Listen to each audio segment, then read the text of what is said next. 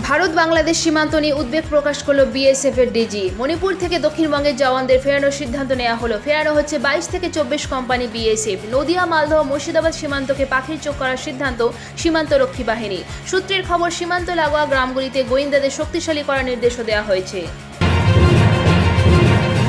শুভেন্দু অধিকারীর উপর জঙ্গি হামলা আশঙ্কা নিয়ে এবার বিস্ফোরক অর্জুন সিংহ। 2026-এর ভোটের আগে শুভেন্দু অধিকারীকে সরাতে চাইছেন মুখ্যমন্ত্রী। বিস্ফোরক অভিযোগ অর্জুন সিংহর।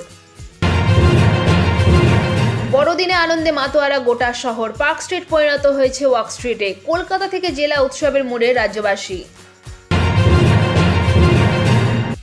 জনসভায় শুভেন্দু অধিকারীর বাংলাদেশ বিরোধী মন্তব্যের জেরেই হামলার পরিকল্পনা। শুভেন্দু অধিকারীর উপর হামলার পরিকল্পনা বাংলাদেশি জঙ্গি সংগঠনগুলির। কেন্দ্রীয় গোয়েন্দা বাহিনীর তরফে সতর্ক করা হয়েছে রাজ্য পুলিশ ও কলকাতা পুলিশকে। ধর্ষণ, যৌন নির্যাতন, অ্যাসিড হামলা নিয়ে যুগান্তকারী রায় শোনালো দিল্লি হাইকোর্ট। আদালত জানিয়েছে, যদি কেউ ধর্ষণ, যৌন নির্যাতন বা অ্যাসিড হামলার শিকার হন, সেক্ষেত্রে নিখরচায় চিকিৎসা করতে হবে তার। সমস্ত বেসরকারি, সরকারি হাসপাতাল এবং নার্সিংহোমের ক্ষেত্রে এই নিয়ম প্রযোজ্য বলে জানিয়েছে আদালত। কোথাও এই নির্দেশ যদি মানা না হয়, সেক্ষেত্রে কড়া পদক্ষেপের নির্দেশও দেওয়া হয়েছে। পোলিং বুথের সিসিটিভি ফুটেজ কেন দেখা যাবে না? কেন্দ্রীয় নিষেধাজ্ঞাকে চ্যালেঞ্জ জানিয়ে আদালতে কংগ্রেস। সংশোধিত নির্বাচন পরিচালনা বিধিকে চ্যালেঞ্জ করে সুপ্রিম কোর্টে কংগ্রেস। তাদের দাবি, কেন্দ্রীয় সরকারের সিদ্ধান্তে নির্বাচনী পরিচালনা প্রক্রিয়া অখণ্ডতা নষ্ট হচ্ছে। ত্রিপুরার আগরতলার 10 রোহিঙ্গা সহ 100 জন বাংলাদেশি গ্রেপ্তার। সীমান্ত পারাপারে সাহায্যের অভিযোগে 54 জন দালালও গ্রেপ্তার। ধৃতদের থেকে উদ্ধার হয়েছে ভুয়ো ভারতীয় পরিচয়পত্র।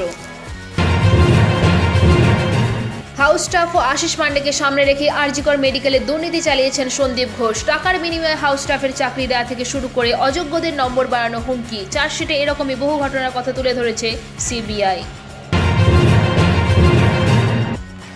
সেচ মন্ত্রী মানস ভূঁইয়ার বিরুদ্ধে এবার মুখ্যমন্ত্রীর কাছে চিঠি দিলেন পশ্চিম মেদিনীপুরের 6 তৃণমূল বিধায়ক। ঘনিষ্ঠ মহলের কাছে মন্ত্রীর প্রতিক্রিয়া, আমি দলের কোনো দায়িত্বে নেই। সূত্রের খবর তেমনই। পাসপোর্ট কাণ্ডে চাঞ্চল্যকর মোড়। জল পাসপোর্ট চক্রের সঙ্গে আন্তর্জাতিক মানব পাচার চক্রের যোগ থাকতে পারে। আদালতে বিস্ফোরক দাবি সরকারি আইনজীবীর।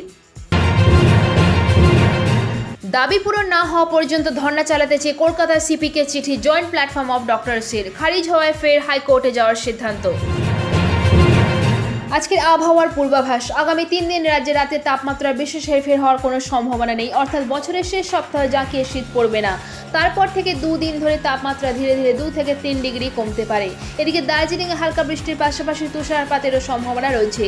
শনি ও রবিবার বৃষ্টির সম্ভাবনা রয়েছে উত্তরের ওই জেলায়। পাশাপাশি সপ্তাহান্তে হালকা বৃষ্টিতে ভিজতে পারে কালিম্পং, কোচবিহার, উত্তর দিনাজপুর, দক্ষিণ দিনাজপুর এবং মালদহ। এছাড়া বাকি দিনগুলিতে উত্তরের জেলাগুলিতে শুষ্কই আবহাওয়া থাকবে। চলতি সপ্তাহে রাজ্যের কয়েকটি জেলায় কুয়াশার জন্য সতর্কতা জারি করা হয়েছে। পূর্ব, পশ্চিম বর্ধমান, বীরভূম এবং মুর্শিদাবাদে সকালের দিকে হালকা থেকে মাঝের কুয়াশা থাকতে পারে বলে জানিয়েছে আলিপুর আবহাওয়া দপ্তর। তবে কোনো জেলাতেই কুয়াশার জন্য সতর্কতা জারি করা হয়নি।